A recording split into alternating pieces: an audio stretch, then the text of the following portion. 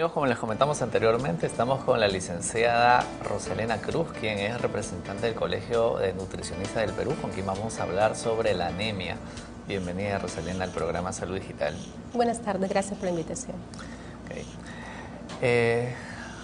Actualmente es bastante común que ya sepamos un poco más qué es la anemia, pero por favor, si nos puedes definir el término de anemia, ¿qué implica?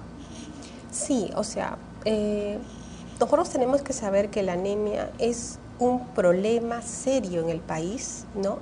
Que está atacando una gran cantidad de niños y lo peor de todo es una enfermedad silenciosa. Eso es lo que venimos a informar más que todo. Las personas no se van a dar cuenta que sus bebés están con anemia. Okay. Y lo dejan pasar. El cerebro se está formando en ese momento y no se dan cuenta. Todo el perjuicio sucede cuando recién van al colegio y se dan cuenta que no entienden matemática, que le dificulta formar frases, entender lo que le están explicando, pero eso ya fue como un poco tarde. Okay. Una vez que un niño es diagnosticado de anemia, digamos, mientras más temprano presente esta anemia, ¿es más perjudicial? ¿Y en qué, digamos, aspectos se va a perjudicar un niño que haya tenido anemia? Ya, todo depende cuándo se diagnostique y qué grado de anemia tenga el niño para ver cuál va a ser el perjuicio. Por ejemplo, si nosotros le diagnosticamos a los 6 meses, que ahorita está reglamentado que a los 6 meses todo niño se le haga un diagnóstico, porque estamos casi la mitad de niños del país con anemia, hablando de los niños de 6 meses a menor de 3 años, o sea, 35 meses, ¿no? En este grupo de niños, todo niño sin ningún síntoma debe tener un dosaje de hemoglobina. ¿Por qué? Todos. Todos, Sin excepción, ningún niño. ¿Por qué? Porque hay varias cosas que van a definir la hemoglobina de un niño. Primero, todo viene a partir de la gestación. Si esa madre tuvo anemia en la gestación y no se recuperó, es un riesgo para que el niño sea anémico.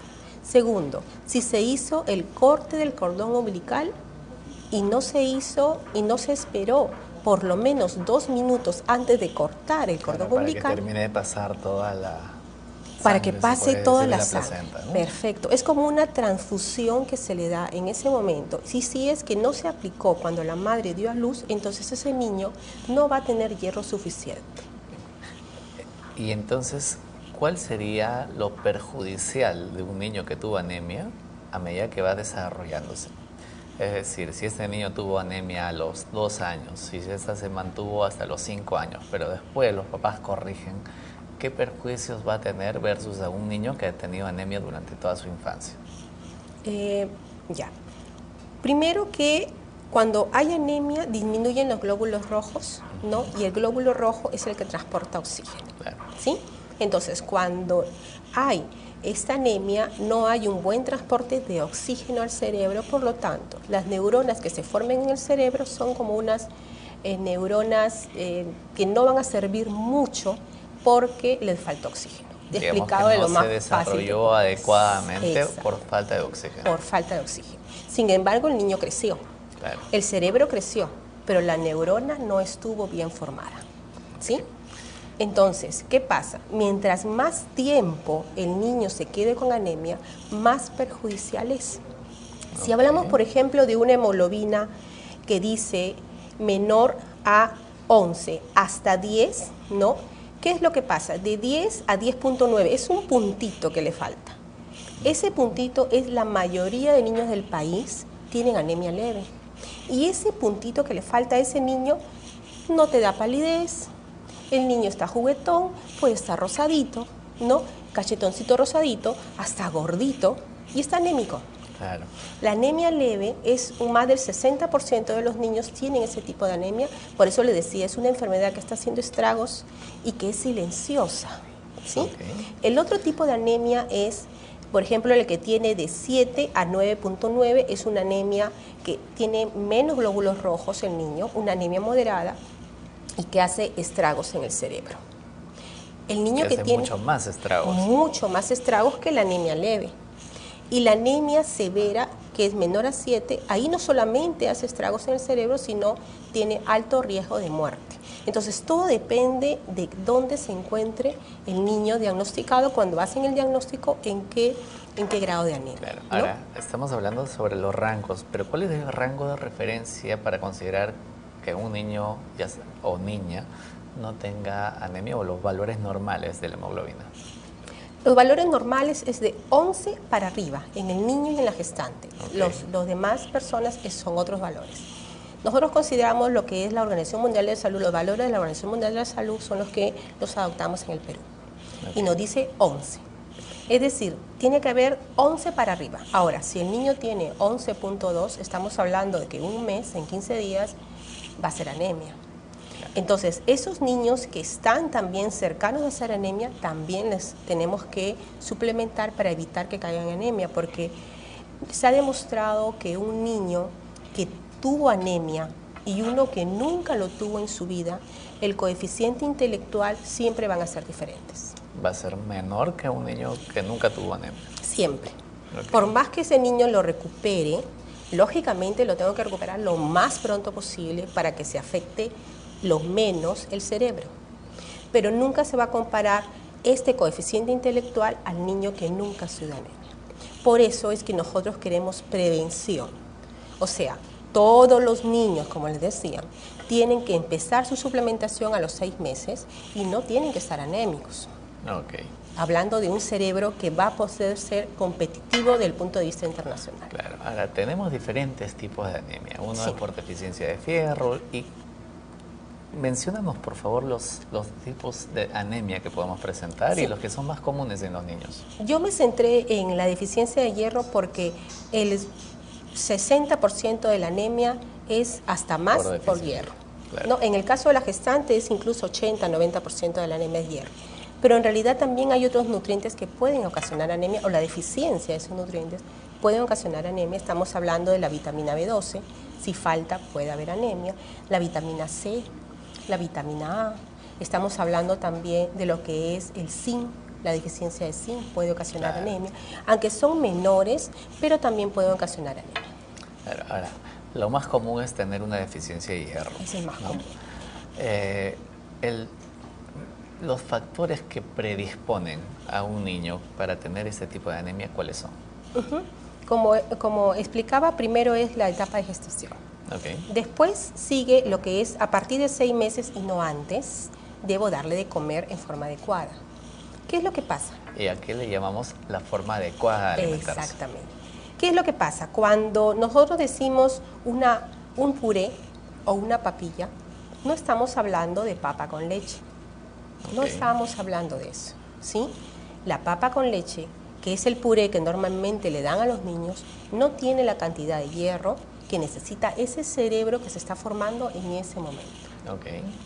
Cuando hablamos de una papilla, de un puré, que es lo mismo, decimos que debe haber un balance de la alimentación, una combinación tal que tiene alimentos de origen animal, pero no cualquiera, sino los ricos en hierro, ¿sí? Tiene energía a través de los cereales o los tubérculos y tiene vitaminas a través de las frutas y verduras. Ese es un balance de la alimentación. Okay. ¿Sí? Entonces, para que las madres que tienen un niño pequeño puedan entender cómo debemos alimentar a estos niños en esa edad, ¿no? Digamos, decirle, va a comer su pedazo de filete, no se puede porque es un bebé. ¿Qué es lo que pasa? Primero tiene que haber, la papilla tiene que ser muy suave. Voy a hablar de la forma y ahorita comenzamos a conversar de las cantidades, ¿sí? Okay. La forma es de 6 a 8 meses, tiene que ser una papilla, un puré que cae como si cayera la miel de abeja. Ahí el niño no se va a atorar, no va a tener ningún problema, nada, ningún grumo debe haber y tiene que caer. Cuando Entonces, cae no así, hacerla muy espesa. no, porque recién va a empezar a comer. De 6 a 8 meses. A los 8 meses es picadito, triturado como el grano de arroz, el tamaño del grano de arroz, ¿ya? Y después ya es un poquito más grandecito a partir del año. O sea, todo es una evolución. Como tú has podido ver, yo en ningún momento he dicho licúen. ¿Por qué? Porque si yo te doy ese balance y después te digo, échale agua para que la licuadora dé vuelta, estás dando una sopa. Ok. Estás acostumbrando al niño que no mastique, ¿sí? Por más que no tenga dientes, el niño con sus encías va a masticar y después a los 7 meses ya van a comenzar a aparecer algunas sencillitas que por ahí va a salir un diente, porque se crea la necesidad. Ahora, eso es en cómo debe evolucionar en densidad, pero cómo debe evolucionar en cantidad y qué le debo dar. Y en contenido sobre todo, ¿no?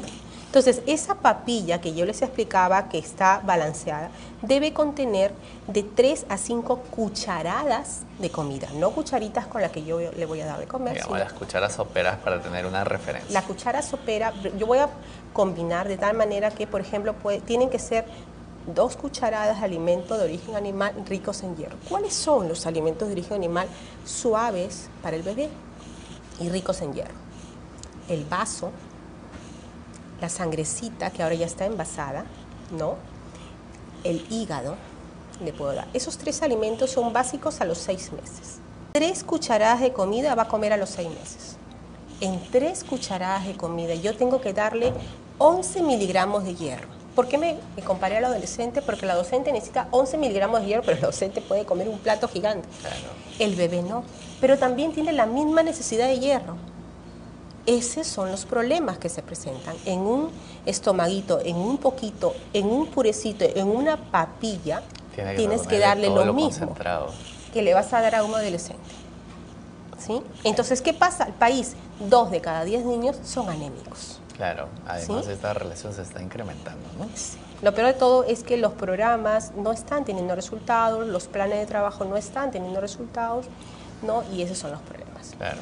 Entonces, ¿qué es lo que pasa? Pero también es un tema de educación de la familia, o de los padres de familia, que, como dices, le damos un puré que es papa con leche y en verdad no estamos nutriéndolos adecuadamente, ¿no? Exacto. O sea, está comiendo, pero no se está nutriendo el Claro. bebé. Claro.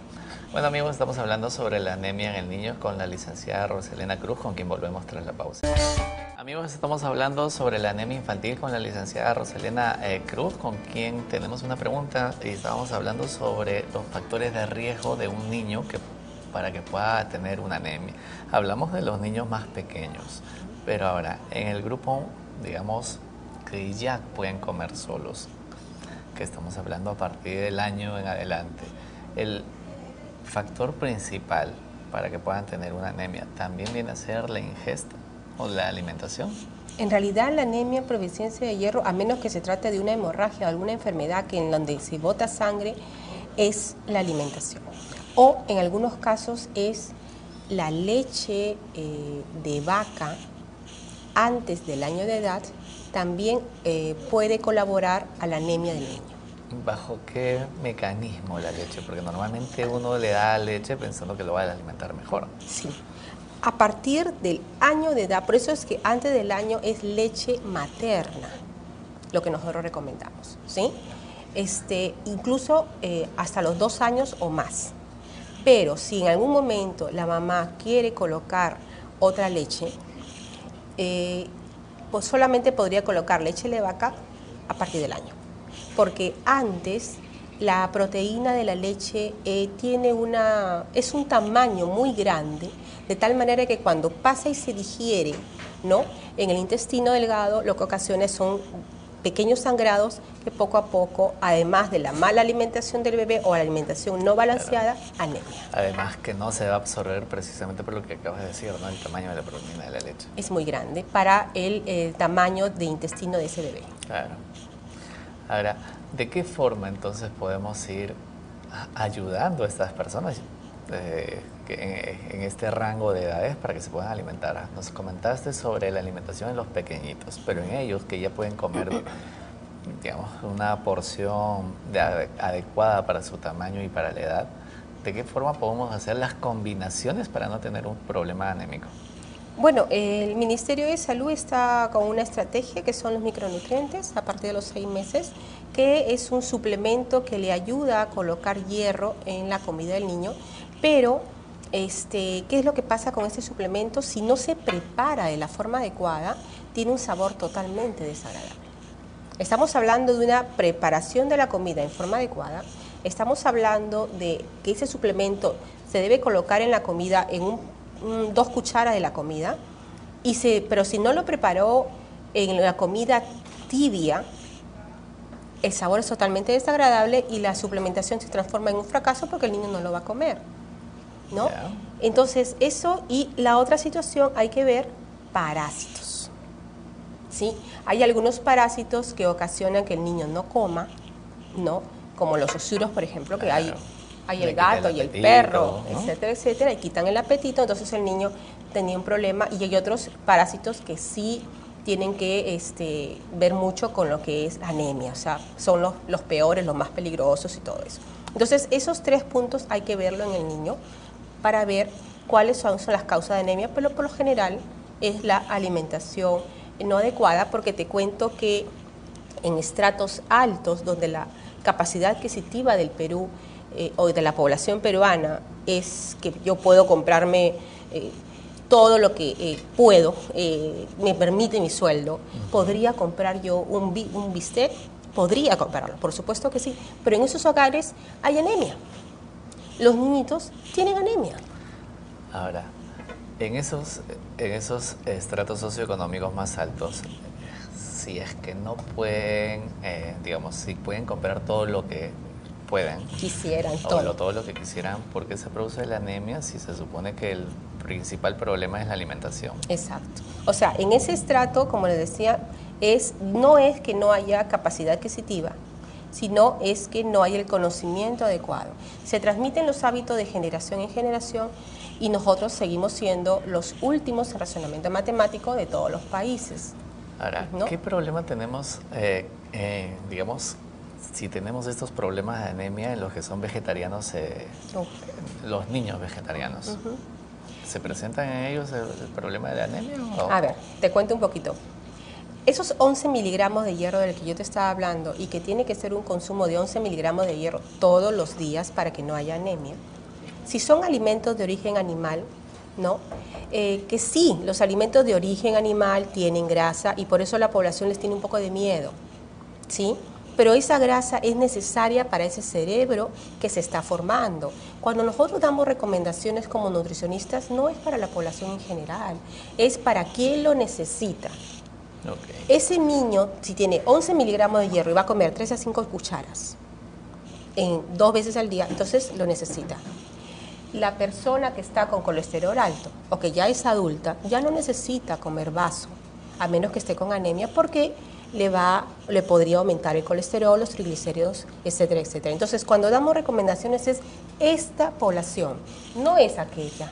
Entonces, no tienen que decir, no, ¿me entiendes? Entonces, ¿qué es lo que pasa? Ese temor a la grasa es para el adulto.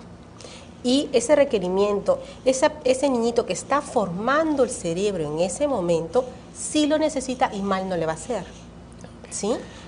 Entonces, ahí va la pregunta nuevamente. ¿Cómo podemos hacer para que a un niño, tú le das vaso, obviamente no va a querer comer un vaso, pero si le das un alimento procesado como un hot, chorizo, lo que sea, que es mucho más agradable, pero alimentariamente no es lo ideal? Claro. Lo que pasa es que nuestro paladar está es muy adicto, ¿no? Es fácilmente nos saciamos fácilmente, nos gusta muchísimo el azúcar y la sal. De tal manera que si yo soy industrial, si yo le voy a poner azúcar a algo, yo sé que lo va a hacer más rico y que la persona lo va a consumir porque ya estamos formados así. Pero los hábitos y también la grasa, lógicamente, o sea, si tú te comes un pollo frito riquísimo, va a ser muy agradable para ti porque ya el ser humano tiene esa tendencia. Su paladar es afecto a azúcar y grasa. Por lo tanto, si yo sé eso, por ahí puedo trabajar perfectamente bien y mi producto va a salir. No estoy hablando de productos saludables, estoy hablando de azúcar y grasa, ¿no? ¿Qué es lo que pasa? Si yo a mi bebé lo acostumbro a comer embutidos, lo acostumbro a comer envasados y lo acostumbro a comer dulces, incluso azúcar, porque no hay ninguna necesidad de darle azúcar al bebé. O sea, las leches pueden ser tomadas sin azúcar. Digamos azúcar. Que son costumbres, son malas costumbres que vamos adquiriendo. Y yo la voy transmitiendo. Claro. ¿Sí? Te cuento una anécdota. Yo una vez dejé en casa a mi mamá para que le diera un biberón a mi bebé, porque yo iba a salir a tal lugar. Cuando regresé, en mi casa mi bebé ya no quería tomar leche. Yo decía, ¿pero qué te pasó? En casa de mi mamá habían dado biberón con azúcar y nunca más quiso tomarla sin azúcar. Claro. ¿Me entiendes? Entonces, desde ahí yo creo el hábito como mamá, yo puedo prescindir, puedo echar muy poquitita sal, nada de azúcar, la sal por el yodo, ¿no? Pero en realidad yo también puedo prescindir de la sal. Pero si va a echarle un poquitito, el hábito lo creo yo, se crea en familia. Entonces, ¿cómo podríamos reemplazar las cantidades en una persona vegetariana, las cantidades requeridas de hierro con alimentos vegetales? Mira que ese niño tiene 11 miligramos de hierro. El alimento de origen animal, el hierro que está ahí, se absorbe de un 20 a 30%. El hierro de origen vegetal que se encuentra en las menestras absorbe 5%. Okay, entonces tendríamos que darle 4 veces más en cantidades, ¿no? Primero que tendrías que cuadruplicar la cantidad de menestras que le vas a dar a ese niño, ¿sí? Vamos a ver si hay una capacidad gástrica para que yo le pueda dar toda la cantidad de menestras que necesitaría ese niño para yo llegar a 11. Okay.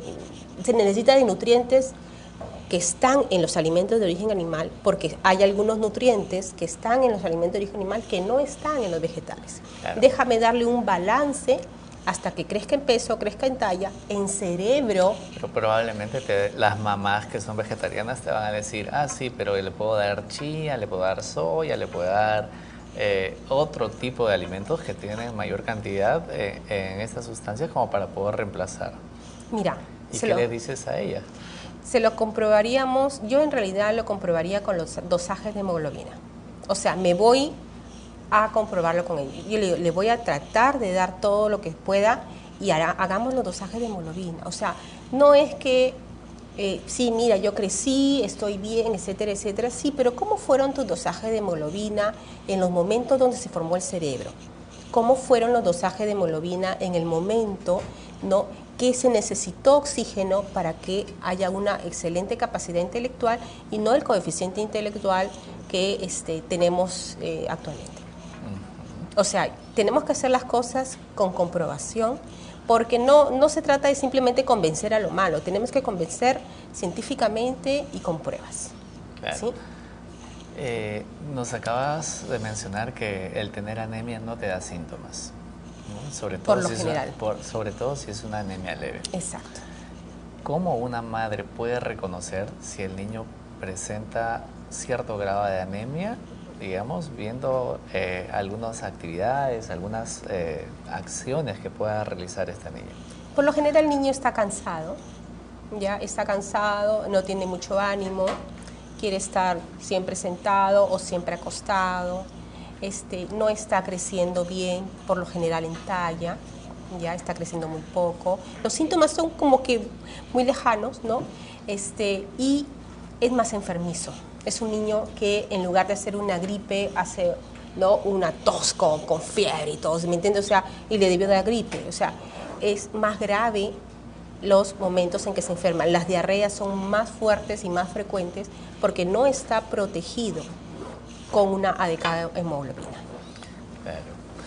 Bueno, amigos, estamos hablando sobre la anemia infantil y no se olviden de ingresar a nuestro fanpage que es Salud Digital Oficial y también a descargarse la aplicación de Digital TV Perú para que pueda ver toda la programación. Volvemos tras la pausa.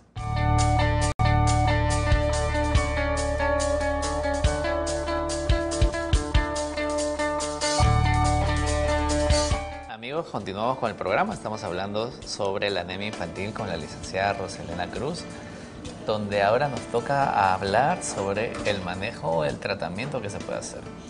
Normalmente, digamos que un niño está con anemia y se le trata de dar suplementos de hierro, ya sea fármacos o de forma alimentaria.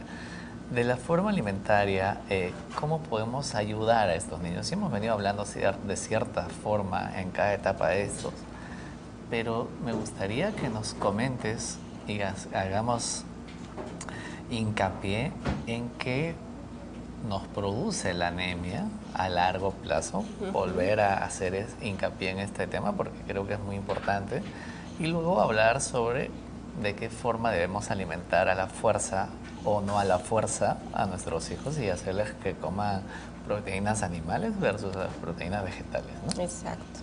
Sí, o sea, cuando ya el niño tiene anemia, tenemos que seguir varias pautas diferentes, o sea, el alimento que yo les había mencionado, ¿no? Tiene que ser en mayor cantidad y más frecuente, ¿no? Porque no son los únicos, después va evolucionando y también tenemos otros alimentos. Ahorita hay una empresa que ya envasó la sangre y después tenemos que traer la cultura antigua, no sé si podemos llamarle antigua, la cultura ancestral que teníamos de consumo de vaso. Claro. Ahora, el consumo de vaso, digamos, no está tan difundido en nuestra región, en nuestras zonas. Exacto. Pero ¿existen formas de prepararlas para, digamos, variar el aspecto y el sabor de esto? Recordemos que, no es que lo quiera menospreciar el paladar del bebé, pero el bebé no sabe qué es rico, qué es salado, qué es dulce, qué es amargo. Pero un niño que tiene 4, 5, 6, 7 años En un niño más ya grandecito, distingue, ¿no? en un niño más grandecito sí.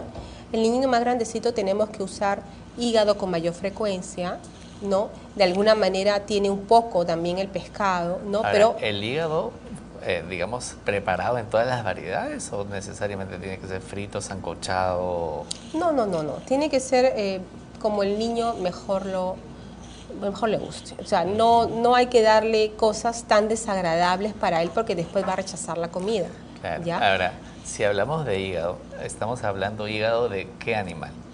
Estamos hablando del hígado de pollo en el niño más pequeñito, que es más suave, y el hígado de res en el más grandecito, bien picadito, ¿no? Estamos hablando del niño de 2 años, 3 años, que ya puede comer su hígadito, ¿no? Okay. Pero ya con el niño, estas son medidas preventivas en realidad, y con el micronutriente que les decía, pero ya cuando estamos en el tema de anemia, tenemos que agregar a estas 2 medidas, ¿no? un suplemento más, ¿no? Porque recordemos que máximo el niño en 4 meses, y por favor grábenselo, el niño tiene que estar recuperado. Claro, pero también ocurre esto que para poder levantar un punto en la tabla tiene que hacer tratamiento 3, 4 meses. Sí. Ahora, eso es farmacológicamente, pero versus la alimentación, ¿en cuánto tiempo se llega a levantar, por ejemplo, con la alimentación de la sangrecita, el vaso, el hígado? Mira, nosotros en el Colegio de Nutricionistas tenemos un proyecto, ¿sí? Es un proyecto, tengo que sacarlo a público, ¿no? Por tu pregunta.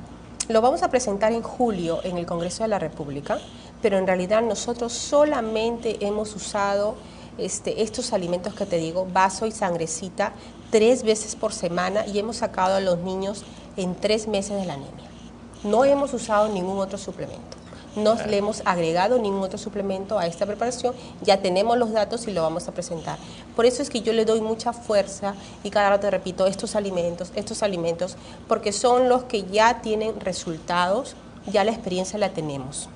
Porque a veces el suplemento que se da en estos casos tiene un poco de rechazo, sobre todo el que el Ministerio de Salud proporciona, no que es el sulfato ferroso.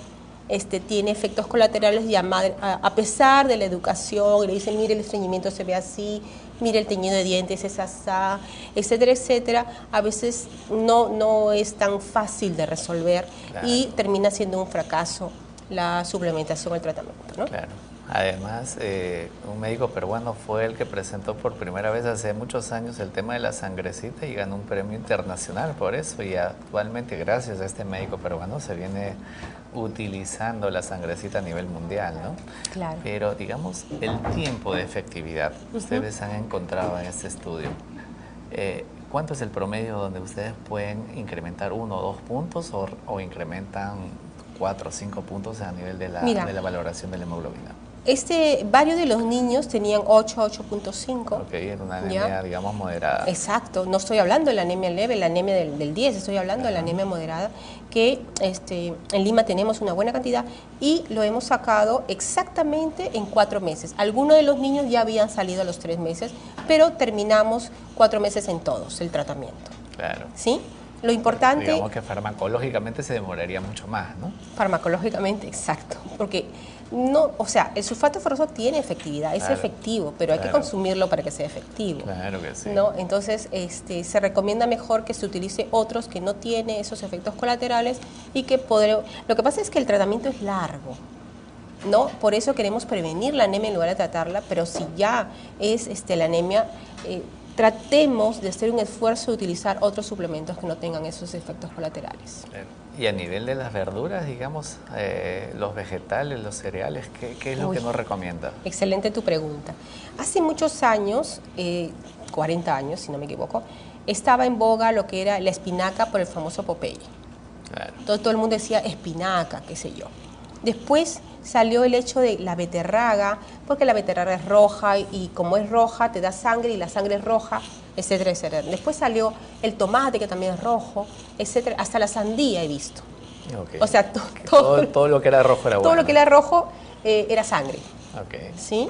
Y la espinaca, ¿no?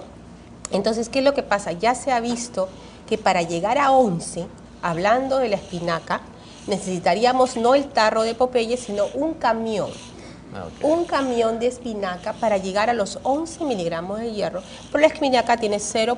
tanto en 100 gramos. Ahora, ¿cuánta espinaca necesitas para llegar a 11? Entonces, por ejemplo, el pollo. El pollo tiene 1.5 miligramos de hierro en 100 gramos. 100 gramos son más o menos 7 cucharadas de comida. Okay. Yo te dije que el niñito comía 3 a 5. Claro, estaríamos dándole insuficientemente la mitad por lo menos, ¿no? Si le damos pollo al niño, necesitaríamos 2 kilos para él solito, ese día. Si hablamos de espinaca, necesitaríamos un camión, ¿me entiendes? Claro. Por eso es que nosotros estamos a favor del alimento que va a cubrir esa necesidad, que no va a hacer niños anémicos. No estamos en contra de ningún alimento, pero esa es la realidad de nuestro país. Claro. Ahora, la carne roja, ¿cuánto de hierro te aporta por 100 gramos? ¿No? En 100 gramos 3.5. Digamos que esa sí tiene una cantidad superior también. Es superior, pero no suficiente, ¿no? ¿Y la forma de preparación influye? Digamos, el tema de freírlo versus sancocharlo o asarlo, ¿influye? No, más que destruir el hierro, que es el nutriente que estamos hablando, las frituras, según el Instituto Neoplásicas, no son aconsejables porque es un factor de riesgo para lo que es cáncer gástrico. Claro. Por eso es que nosotros no recomendamos las frituras, pero no es en base a los nutrientes, a la pérdida de nutrientes no es mucho, ¿no? Entonces, por eso les decía, o sea, para llegar a 11, con la carne tampoco podemos llegar, ¿no? Y necesitamos las vísceras para poder llegar. Ahora, no está prohibida la carne, no está prohibida el pollo, por ahí dale un día, pero nosotros comemos de los 7 días, 6 días pollo. Ese es el problema. El 70% tienen sobrepeso, obesidad. Si nosotros le decimos vísceras, vamos a empeorar la situación. Ok, así tenga anemia. No, si tiene anemia, por supuesto que sí. Ahí sí la recomiendo. Adulto con anemia, sí, tiene que comer, pero a una medida normal, como un consejo de salud pública, una medida para todo el mundo, no. Perfecto. ¿Algunas recomendaciones finales? Recomendación final, por supuesto que sí. Tengan en cuenta que el cerebro del bebé se está formando en estos momentos y necesita una nutrición adecuada. Hagan todo el esfuerzo porque sea el balance adecuado en las necesidades del bebé. Queremos ya un país con mejores cerebros, de mejores competencias a nivel internacional. Claro que sí. Muchísimas gracias por haber acudido al programa y amigos, no se olviden que una anemia no te va a dar síntomas y lo perjudicial si esta anemia se permanece en el tiempo es que vamos a tener una deficiencia a nivel intelectual porque no se ha desarrollado adecuadamente nuestras neuronas. No se olviden que consumir las vísceras en personas pequeñas, como nos dijo la licenciada, es esencial para corregir esto y nosotros nos vemos en un siguiente programa y no se olviden que prevenir es mejor que curar. Nos vemos.